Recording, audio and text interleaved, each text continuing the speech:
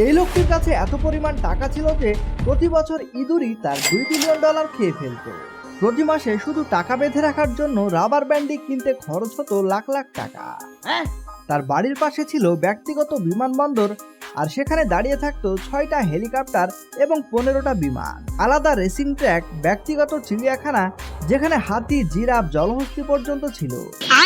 এমনকি বাড়ির ভেতরে রাখা ছিল আস্ত একটা ডাইনোসরের কঙ্কাল। কিন্তু আসল লেভেলের ঘটনা এখনো বাকি।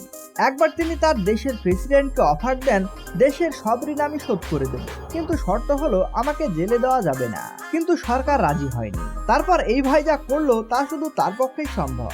সে বলল, জেলে গেলে নিজের বানানো জেলেই যাব। তার জন্য বানানো হলো বিলাসবহুল কারাগার। সেখানে ছিল ফুটবল মাঠ, swimming pool, gym, party zone, ঝর্ণা। মানে জেল কম, 5 স্টার রিসোর্ট বেশি।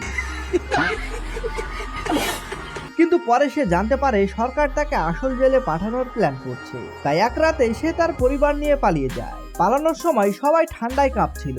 তখন এই লোকটা আগুন জ্বালানোর জন্য কি পোড়ায় জানেন? নগদ $2 মিলিয়ন। হ্যাঁ, টাকা, আসল টাকা। शाबाश बेटा। কারণ সে সময় তিনি প্রতি সপ্তাহে 3,500 কোটি টাকা আয় করতেন। তার কাছে $2 মিলিয়ন ছিল শীতের কম্বল মাত্র। আর এই লোকটাই ছিল বিশ্বের সবচেয়ে কুখ্যাত ড্রাগ স্মাগলার পাবলো এসকোবার।